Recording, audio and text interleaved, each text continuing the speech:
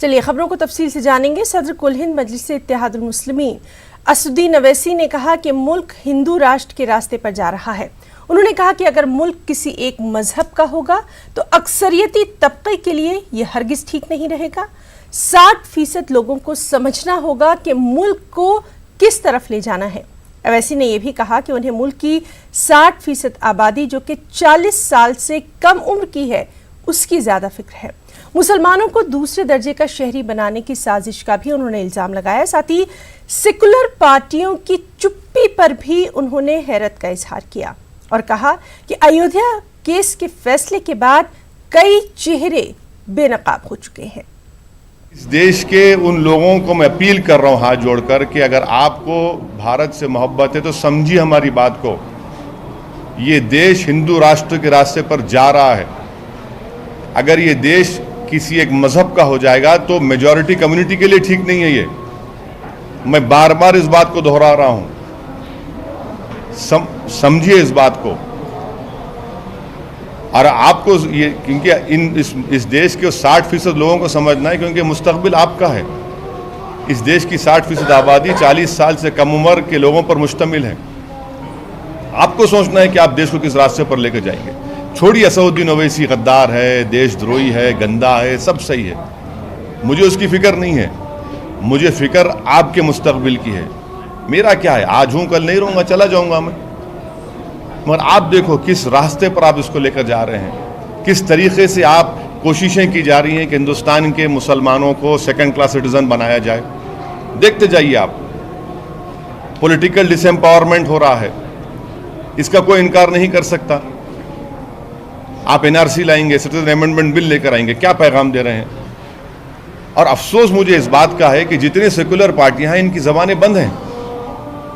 Congress, NCP, BSP, Samajwadi party, TMC, RJD, Telugu Desam, सब खामोश क्यों भाई? खामोश क्यों बैठे हैं आप?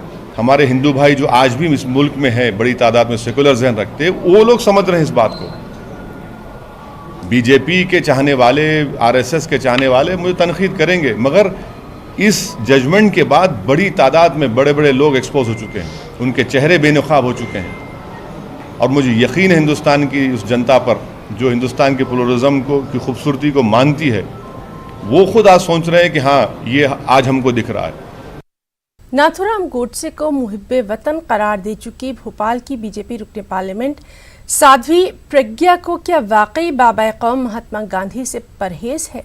मध्य प्रदेश के सियासी गलियारों में गुज़िश्ता कुछ दिनों से ये सवाल गश्त कर रहा है। प्रज्ञा ठाकुर ने बीजेपी के जरिए बापू की 150वीं जयंती पर शुरू हुई संकल्प यात्रा में एक भी दिन शिरकत नहीं की। अब इस सवाल पर बीजेपी के वो लीडर खामोश हैं जो कि प्रज्ञा ठाकुर की यात्रा में शिरकत की यकीन दहानी करवा रहे थे। दूसरी जानिब कांग्रेस को बीजेपी पर निशाना साधने का एक और सुनहरी मौका हाथ लग गया। आदर्श गोडसे हैं, वे गांधी जी की यात्रा में जो है ढोंग जरूर कर सकते हैं, गांधी जी की चित्र लेके घूम जरूर सकते हैं, लेकिन मन में तो उनके गोडसे ही है। कुछ लोग जो है उसको दबा ले रहे हैं, कुछ लोग उसको उजागर कर रहे हैं। ये भारतीय जनता पार्टी का असली चरित्र है। ये लोग जो है एक हिंसक समाज के पक्षधर हैं, हिंसक विचार के पक्षधर हैं, इसलिए इन्हें गांधी की अहिंसा पसंद आ ही नहीं सकती। देखिए, भारतीय जनता पार्टी का आयोजन जिसमें सभी जनप्रतिनिधियों को शामिल रहने का आग्रह था, कौन किस कारण नहीं हुआ इसके बारे में प्रदेश अध्यक्ष जी को किसी की सूचना होगी तो मुझे जानकारी नहीं। मौलाना आज़ाद नेशनल उर्दू यूनिवर्सिटी यानी मानू में आज़ाद डे के मौके पर तलबा के दो ग्रुप्स में झड़प देखी गई। दोनों ग्रुपों में पथराव भी हुआ। इस वाक़े में एक तालिब इल्म जख्मी बताया जाता है। इत्तलात के मुताबिक पॉलिटेक्निक के तलबा रंग तरंग प्रोग्राम के दौरान डांस कर रहे थे। प्रोग्राम के वॉलंटियर और बीए के तालिब इल्म ने इस पर एतराज़ जताया। इसी मामले को लेकर दो ग्रुप आपस में भिड़ गए। ये वाक़या कल रात पेश आया। वज़ीर-ए-आज़म नरेंद्र मोदी ने जामिया मिलिया इस्लामिया को एक ख़त लिखा है, जिसके बाद जामिया इंतज़ामिया और तलबा दोनों में खुशी की लहर दौड़ गई है। वाज़ेह है कि जामिया इंतज़ामिया और तलबा ने वज़ीर-ए-आज़म से यूनिवर्सिटी में मेडिकल कॉलेज समेत दीगर कई प्रोजेक्ट की उम्मीद लगा रखी है। खास रिपोर्ट।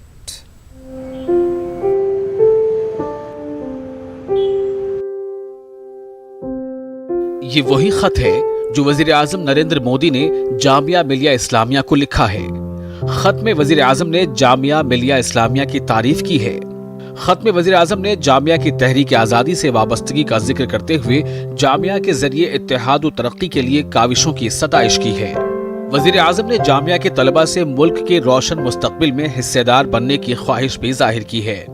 ये खत मिलने के बाद जामिया इंतजामिया और तलबा बहुत पुरजोश हैं। हमारा कन्वोकेशन में जब प्रेसिडेंट साहब आ रहे थे उस वक्त मैंने उनको इनविटेशन उसका कन्वोकेशन का और एक पर्सनल लेटर लिख के अपने प्राइम मिनिस्टर साहब को भेजा था। तो उन्होंने उनका जवाब ये आया है और उनके जवाब को पढ़ के हम पूरे जामिया जो है वो बहुत एक्साइटेड है, क्योंकि उन्होंने न सिर्फ एक फॉर्मल लेटर भेजा है बट एक पर्सनल लेटर जैसा भेजा है, जिसमें ये कहा है कि जामिया जो है उसका कंट्रीब्यूशन क्या था। यानी हमारी हिस्ट्री भी देखी है, हमारा प्रेजेंट भी देखा है और फ्यूचर के लिए उनकी आशीर्वाद हमारे साथ ही है। हमारे प्रधानमंत्री जी ने जामिया को एक लेटर देकर अपनी बातों से, अपने विचारों से मतलब संतुष्ट किया है।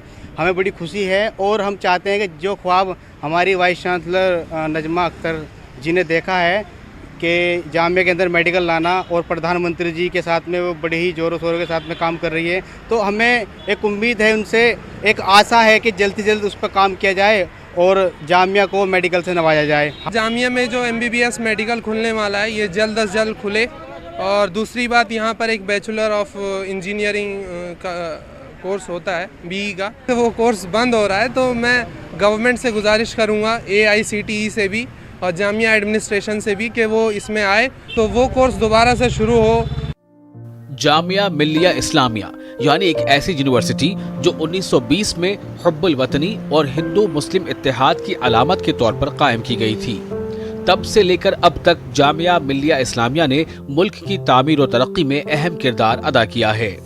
जामिया मिलिया का विचार ये था कि एक नेशनल ऑल्टरनेटिव और एक देश की अपनी संस्था होगी जो कि जो कॉलोनियल इंस्टीट्यूशंस हैं उनके खिलाफ और उनसे ज़्यादा बेहतर एजुकेशन पर ऑल्टरनेटिव देश को और समाज को और लोगों को देगी। इस साल ये यूनिवर्सिटी अपने 100वें साल में दाखिल हो चुकी है।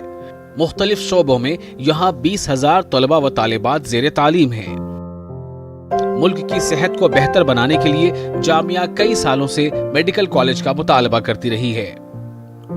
न्यूज़ 18 उर्दू के लिए दिल्ली से खुर्रम शहजाद की रिपोर्ट।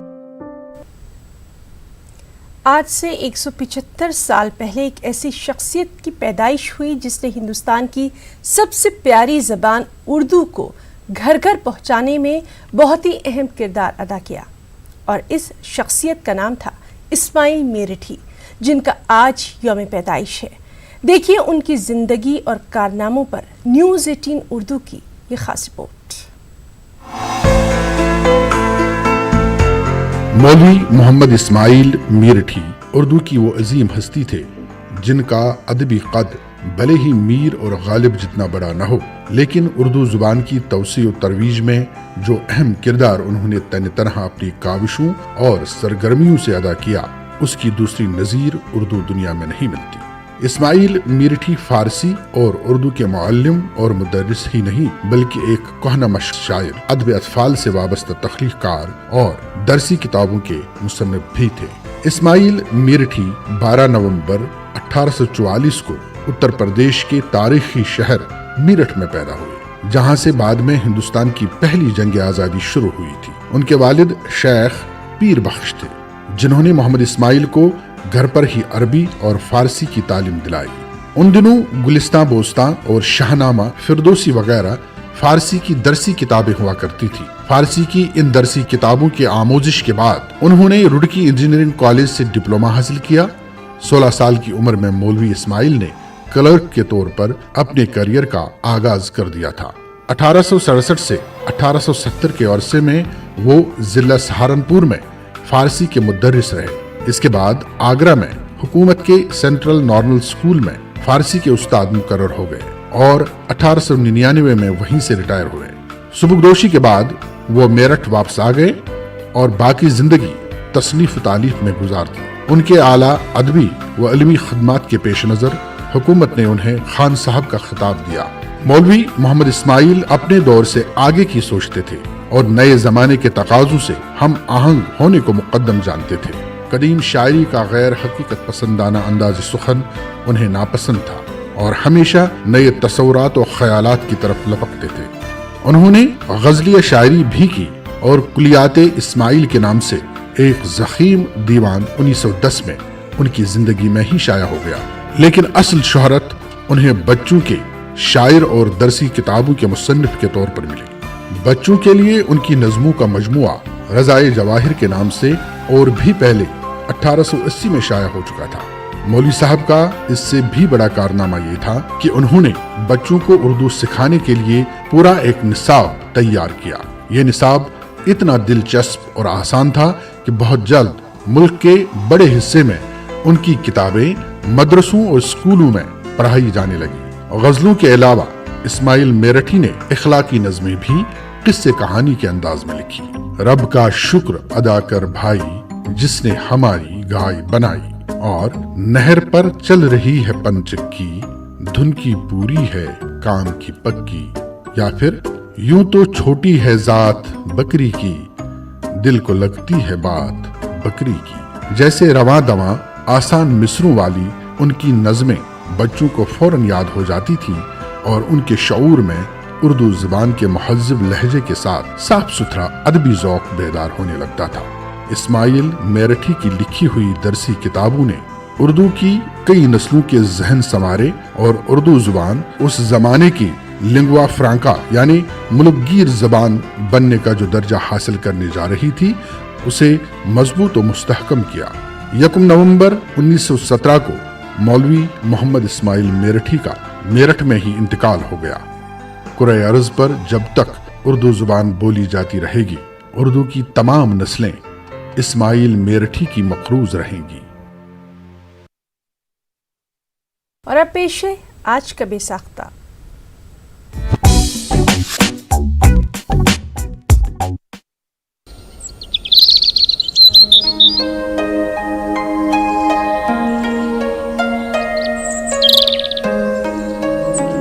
सारे रल मिल देओ बधाई, सारे रल मिल देओ बधाई, खुशियों वाली साथ आई। सारे रल मिल देओ बधाई, खुशियों वाली साथ आई।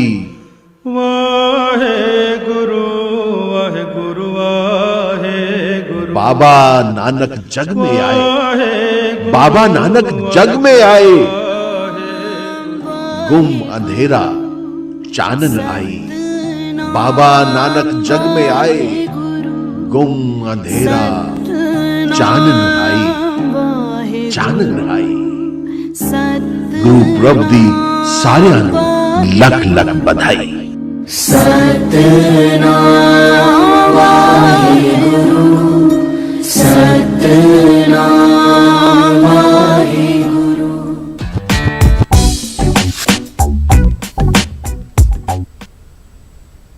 और अब महाराष्ट्र पॉलिटिक्स से जुड़ी अहम खबरें भी। महाराष्ट्र में सदराज के निफास के बाद सियासी हलचल मजीद तेज हो गई है। कांग्रेस एनसीपी ने मीटिंग के बाद प्रेस कॉन्फ्रेंस की, एक मुश्तरका एलामिया जारी किया। इसमें शिवसेना के साथ हुकूमत साजिश से मुतालिक तमाम पहलुओं पर बातचीत करके किसी फैसले तक पहुंचने की बात कही गई। मीटिंग में कॉमन मिनिमम प्रोग्राम पर भी तबादला ख्याल किए जाने की जानकारी दी गई। प्रेस कॉन्फ्रेंस में मरकजी हुकूमत के जरिए महाराष्ट्र में सदराज के निफास की जल्दबाजी पर भी सख्त तनकीद की गई। आज राष्ट्रपति शासन के लिए सिफारिश की गई है गवर्नर की तरफ से और सेंट्रल गवर्नमेंट की तरफ से। मैं समझता हूं कि मैं इसकी कड़ी आलोचना करता हूं।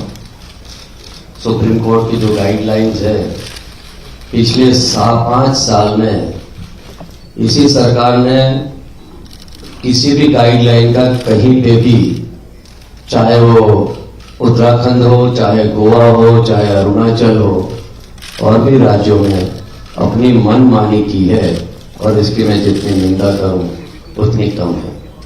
लोकतंत्र, ये जो निर्णय उन्होंने लिया है, जो सिफारिश की है, मैं समझता हूं ये लोकतंत्र और संविधान की मजाक उड़ाने की कोशिश इन्होंने की है।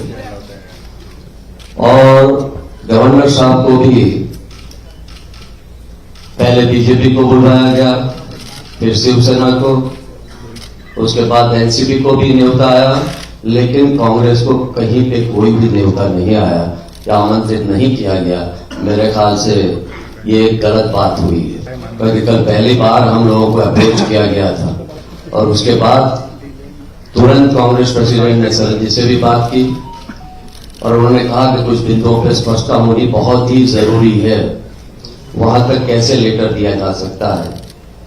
तो इसीलिए आज सुबह में फिर से बात हुई कांग्रेस अध्यक्षा की शरद जी से, और शरद जी ने कहा कि यहाँ आ जाएं तो हम लोग बात कर लें।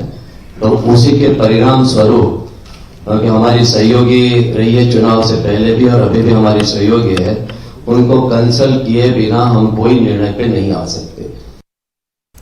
और वहीं कांग्रेस एनसीपी की प्रेस कॉन्फ्रेंस के बाद शिवसेना की प्रेस कॉन्फ्रेंस भी हुई, जिसमें शिवसेना सदर उद्धव ठाकरे ने बीजेपी पर जमकर हमला किया। उद्धव ठाकरे ने कांग्रेस एनसीपी के साथ हुकूमत साजी का वाज़ेह इशारा दिया। वहीं बीजेपी के जरिए सेना के नजरिए पर तनकीद किए जाने पर उद्धव ठाकरे ने बीजेपी को जम्मू कश्मीर में पीडीपी के साथ और बिहार में जेडीयू के साथ हुकूमत साजी की याद भी दिलाई है। सरकार स्थापित करना ये कोई मजाक की बात नहीं है और खास कर भिन्न विचारधारा के पक्ष एक साथ आकर कुछ सरकार चलाना चाहते हैं तो कुछ मुद्दों पर चर्चा होनी जरूरी होती है, आवश्यक होता है। और इसीलिए जैसे अभी आपने देखा होगा कि पवार साहब थे, अहमद पटेल जी थे और उन्होंने स्वयं कहा है कि कल पहली बार शिवसेना ने यानी मैंने कल संपर्क किया। इसका अर्थ ये हुआ कि हमारे बारे में जो एक बातें फैलाई जा रही थी कि बीजेपी के साथ बातचीत करने के लिए हमारे पास समय नहीं है, वो समय तो मैंने उसका भी स्पष्टीकरण दिया था कि समय था, लेकिन जिस तरीके से बात हो रही थी वो मुझे पसंद नहीं था, इसलिए मैंने चर्चा रोकी थी। तो कल पहली बार मैंने संपर्क किया है और मैंने कहा कि अगर कुछ अलग करना चाहते हैं तो हम साथ अगर आते हैं तो नई दिशा राज्य को और देश को मिल सकती है। जानकारी लेना चाहता हूं कि हिंदुत्व का जो मुद्दा है तो कश्मीर में महबूबा मुफ्ती जी और भारतीय जनता पक्ष किन मुद्दों पर एक साथ आए थे, मैं जानना चाहता हूं। नीतीश कुमार जी और भारतीय जनता पक्ष कैसे एक साथ आए थे, इकट्ठा आए थे, मैं जानना चाहता हूं। चंद्रा बाबू जी है, रामविलास जी है, अन्य सारे राज्य में जो भिन्न विचारधारा के पक्ष और भारतीय जनता पक्ष का गठबंधन हुआ था, मैं वो भी जानकारी ले लूंगा और फिर बात आगे बढ़ेगी। जो बात उस वक्त तय हुई थी अमल करो, यही मेरी मांग थी। लेकिन परसों के दिन जैसे मैंने कहा कि चंद्रकांत दादाजी ने कहा कि वो तो सरकार नहीं बनाना चाहते और हमें शुभकामनाएं दी थी आघाड़ी के साथ जाने के लिए, तो उनकी भावना का आदर करना चाहिए। और एक बार फिर से हमारे साथ मौजूद हैं हमारे साथी अमित राय मुंबई से, लगातार ये हमको अपडेट दे रहे हैं। अमित, जिस तरह से लगातार सुबह से हम बात कर रहे हैं, अगर पूरा घटनाक्रम हम देखें तो आज दोपहर तक ये समझा जा रहा था कि शाम में 8 साढ़े 8 बजे तक पिक्चर जो है वो साफ हो जाएगी, लेकिन कहीं ना कहीं तमाम चीजें इतनी तेजी से बदलती गईं कि कहना पड़ा कि वाकई ये सियासत है, पल में कुछ भी हो सकता है।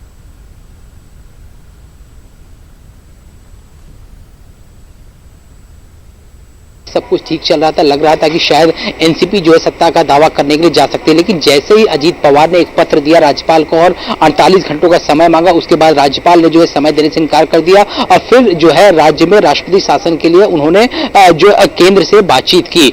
तो राज्यपाल का साफ तौर पर कहना था जिस तरह से पिछले 15 दिनों से हम देख रहे हैं कि कोई भी दल जो है सत्ता बनाने में जो है असमर्थ जो है हर दल व्यक्त कर रहा है और कोई किसी के पास जो है स्पष्ट बहुमत नहीं है, जिसको देखते हुए राज्य के में जो विकास के कार्य रुके हुए, इनको देखते हुए जो है ये बहुत जरूरी था। उसके बाद हमने देखा कि कांग्रेस का एक प्रतिनिधि मंडल जो है मुंबई आता है, जिसमें अहमद पटेल रहते हैं, मल्लिकार्जुन खड़गे रहते हैं। वो लोग जो है लगभग 1.5 घंटे तक एनसीपी के साथ बैठक करते हैं। फिर हमें लगा कि शायद कुछ खबर जो है नई आ सकती है कि शायद वो शिवसेना को समर्थन दे सकते हैं, लेकिन उस बैठक के बाद भी ये कहा गया कि कल पहली बार जो है शिवसेना ने संपर्क किया था, सोनिया गांधी से बात की थी, अहमद पटेल से बात की थी और कल उनके बातचीत के बाद तुरंत जो है सोनिया गांधी की आवास पे बैठक हुई और एक शिष्टमंडल जो है आज मुंबई पहुंच चुका। तो जब गैर विचारधारा यानी हमारी और जो शिवसेना की विचारधारा जो है मिलती जुलती नहीं है, ऐसे पार्टियों से अगर आपको अलायंस करना है या किसी भी पार्टी से आपको अलायंस करना है तो 2 दिन में जो है कोई भी अलायंस नहीं होता है। तो अभी भी उन्होंने साफ तौर पर कहा है कि हमारी जो अलायंस पार्टी है यानी एनसीपी, पहले हम दोनों जो ये तय करेंगे कि अगर सरकार शिवसेना के साथ बनाना है तो किस तरह से आगे चलना है, कॉमन मिनिमम प्रोग्राम क्या होगा, नीतियां क्या होंगी, किस तरह से जो है काम किया जाएगा, कौन से वो मुद्दे होंगे, पहले हम और एनसीपी जो आपस में स्पष्ट कर लेंगे और जो बिंदु तैयार होंगे फाइनल, उस चीज को लेकर भी शिवसेना से बात होगी कि आखिरकार ये हमने तैयार किया है, इस पे जो है हम सहमति दे रहे हैं, तो आप क्या इस पे सहमति देंगे? तो उसके बाद अगर उसमें कुछ घटाना या जोड़ना हो सकता है तो उसके बाद एक नया समीकरण देखने को मिल सकता है। और मैं आपको अपडेट दे दूं कि कल जो है एनसीपी की इसी वाई चौहान सेंटर में जहां सुबह से कवायद चल रही थी, जो 54 विधायक एनसीपी के हैं, उसके साथ शरद पवार की एक महत्वपूर्ण बैठक है। इस पूरी जो राजनीतिक समीकरण को जो है लोगों के सामने रखा जाएगा और उनसे विचार विमर्श भी किया जाएगा। और कांग्रेस प्रदेश की जो नेता है वो भी बैठक करेंगे। और अभी इस समय जो है पूरे दिन भर की कवायद देखने के बाद बीजेपी की कोर कमेटी की बैठक जो है वर्षा पे चल रही है, देवेंद्र फडणवीस उसकी अध्यक्षता कर रहे हैं और लगातार पूरे राज्य के समीकरण पे चर्चा की जा रही है। और देवेंद्र फडणवीस ने एक स्टेटमेंट भी जारी किया, उन्होंने ये कहा कि राष्ट्रपति शासन लगना महाराष्ट्र के लिए जो दुर्दाई है और हम जल्द जो है एक स्थिर सरकार लाएंगे। उसके बाद हमने देखा कि नारायण राणे का बयान आता है कि 145 का जो आंकड़ा है देवेंद्र फडणवीस के लिए, बीजेपी के लिए मैं जुटाऊंगा, मैं लोगों से जो है मदद मांगूंगा। तो किस तरह से ये 145 का आंकड़ा जुटेगा, कैसे स्थिर सरकार बन पाएगी, क्या एनसीपी कांग्रेस शिवसेना एक हो पाएगी या कुछ और नया समीकरण देखने को मिलता है? अब ये इन सब पे निगाहें जो हमारी बनी रहेंगी और हम ये देख सकते हैं कल से जो है हर दफ्तर में जो है बैठकों के दौर की जो संख्या है वो बढ़ जाएगी और हर कोई जो है जोड़ तोड़ की राजनीति में जुट जाएगा। जी अमित, लगातार हम यही देख रहे हैं कि मीटिंग्स जो है वो लगातार हो रही हैं और बीजेपी की जहां तक आप बात कर रहे थे तो बीजेपी का अभी शाम को ये बयान सामने आया है जब तमाम चीज़ें जो हैं वो तमाम पार्टियां एक साथ एक प्लेटफॉर्म पर दिखाई दी प्रेस कॉन्फ्रेंस करने के लिए। कहीं ना कहीं बीजेपी की रणनीति जो है वो भी तैयार हो रही है। देखिए परसों जो है कोर कमेटी की बैठक हुई थी और कोर कमेटी की बैठक खत्म होने के बाद जो महाराष्ट्र सरकार के प्रवक्ता है और वित्त मंत्री रह चुके सुधीर मुनगंटीवार वो बाहर आए, उन्होंने मीडिया से बातचीत की। उनका साफ तौर पे कहना है कि महाराष्ट्र में जो राजनीतिक उठापटक चल रही है उस पर हम वेट एंड वॉच की जो हमारी नीति है उस पर हम काम कर रहे हैं। हम सारी चीजों को देख रहे हैं, समझ रहे हैं किस तरह की सरकार बन रही है, कौन क्या कवायद कर रहा है, राज्य में किस तरह से लोग सरकार स्थापित करने के लिए किस तरह के तरीके अपना रहे हैं। तो बीजेपी जो है वेट एंड वॉच की भूमिका में और जिस तरह से आज पूरे दिन की कवायद हुई, अंत में ऐसा हुआ कि राष्ट्रपति शासन जो है राज्य में लग गया। और जब कांग्रेस और एनसीपी की संयुक्त बैठक की घोषणा हुई कि अहमद पटेल, मल्लिकार्जुन खड़गे, शरद पवार, प्रफुल्ल पटेल ये बैठक करेंगे और प्रेस कॉन्फ्रेंस जो लेने की बात सामने आई, उसके बाद देवेंद्र फडणवीस का एक स्टेटमेंट आता है कि ये बहुत ही दुर्दाई है महाराष्ट्र के लिए और हम एक स्थिर सरकार लाएंगे। उसके बाद नारायण राणे का भी स्टेटमेंट आता है कि हम 145 का आंकड़ा कहीं से भी जुटा के रहेंगे। तो अब देखना ये होगा कि आखिरकार ये जो जादुई आंकड़ा है 145 का वो कैसे जुटता है। दूसरी सबसे बड़ी बात है कि शिवसेना और कांग्रेस की विचारधारा मेल नहीं खा रही थी और कांग्रेस में ही एक धड़ ऐसा कह रहा था कि इसी के चलते उत्तर प्रदेश में हमने जो एसपी और बीएसपी को समर्थन दिया था उसके बाद कांग्रेस की जमीन जो है उत्तर प्रदेश से खिसक गई। कहीं ऐसा ना हो कि हम दूसरी विचारधारा की पार्टी को समर्थन करें और कांग्रेस जो है महाराष्ट्र से भी खिसक जाए। ऐसे बहुत सारे मुद्दे हैं, बहुत सारी नीतियां हैं वो बनानी है जिसको लेकर आगे जो है काम चलेगा। लेकिन अब यह स्पष्ट हो गया कि अगले कुछ दिनों में जो है बैठकों का दौर लगातार जारी रहेगा और कांग्रेस, एनसीपी और शिवसेना ये तीनों जो है आपस में जब कॉमन मिनिमम प्रोग्राम बना लेंगे, का मुद्दे तैयार कर लिया जाएगा, फिर आपस में बातचीत होगी और उस बातचीत के बाद भी अगर शिवसेना उन मुद्दों को जो है ओके करती है तो आगे बात बढ़ पाएगी। वहीं एक और महत्वपूर्ण जानकारी ये भी निकल के सामने आ रही थी कि जो मुख्यमंत्री पद के लेकर भी खींचतान जो शुरू हो गई है, क्योंकि एनसीपी का एक धड़ ये कह रहा है कि जब बीजेपी के विधायकों की संख्या 105 है और 56 विधायक शिवसेना के हैं, ऐसे में वो 2.5 साल का जो है सीएम मांग रही है। तो जब हमसे अगर अलायंस होगा तो 56 जो है वो शिवसेना के पास है, 54 एनसीपी के पास है। तो आखिरकार हम क्यों ना 2.5 साल के सीएम फॉर्मूले को अपनाएं। तो इन सारी चीजों पे जो है कवायद जारी है और लगातार बैठकों का दौर शुरू है। कल भी जो एनसीपी के 54 एमएलए हैं उनके साथ शरद पवार जो इसी वाईबी चौहान में बैठक करेंगे, कांग्रेस के प्रदेश नेता भी बैठक करेंगे, शिवसेना लगातार जो है मीटिंग का दौर इसी तरह से जारी रहने वाला है, उस पर हमारी लगातार नजर रहेगी। अमित राय, बहुत बहुत शुक्रिया आपका। लगातार पूरा दिन भर आप हमारे साथ मौजूद रहे, हमारे नाजरीन तक तमाम तर अपडेट जो है वो आप देते रहे, बहुत बहुत शुक्रिया अदा करना चाहेंगे आपका। तो नाजरीन, महाराष्ट्र की जो सियासत है उस पर लगातार हमारी नज़र बनी हुई है, हम आपको लगातार अपडेट दे रहे हैं। एक और अहम खबर, इंडियन यूनियन मुस्लिम लीग ने अपनी 3 हमनवा सियासी पार्टियों झारखंड पार्टी, राष्ट्रीय समानता दल और बहुजन मुक्ति पार्टी के साथ जुमला 47 असेंबली हलकों में अपने उम्मीदवार उतारने का ऐलान कर दिया है। एक मुश्तरका प्रेस कॉन्फ्रेंस में इन पार्टियों ने मुस्लिम लीग 18 सीटों पर, झारखंड पार्टी 16 सीटों पर, राष्ट्रीय समानता दल 7 सीटों पर, जबकि बहुजन मुक्ति पार्टी 6 सीटों पर अपने उम्मीदवार उतारने का ऐलान कर चुकी है। मुस्लिम लीग और 3 पार्टियों के साथ जो सहयोग मिला है, ये हम लोगों का एक पॉजिटिव है कि महागठबंधन को टक्कर देने का। इस बुनियाद पर हम जो है गरीबों के बीच में उतरे हैं और ज़मीनी स्तर से हमने काम किया है और लोगों तक अपना मैसेज भी पहुंचाया है। लोग प्यार भी दे रहे हैं, एक्सेप्ट भी कर रहे हैं और उम्मीद है कि हम लोग बहुत अच्छा रिजल्ट देंगे। झारखंड थर्ड फ्रंट राज्य में सुरक्षा, शिक्षा और बेरोजगारी को लेकर बहुत मजबूती के साथ थर्ड फ्रंट के रूप में 4 सहयोगी दलों का थर्ड फ्रंट बनाया है और 19 सालों में सबसे मालदार स्टेट का गरीब जनता की वकालत करने के लिए थर्ड फ्रंट ने गुलबंद अपने आप को किया है। और आज के प्रेस कॉन्फ्रेंस में हमने 40। तो खबरों में फिलहाल इतना ही। मजीद ताज़ा और अपडेट खबरों के लिए आप लॉगिन कर सकते हैं news18urdu.com पर। आदाब।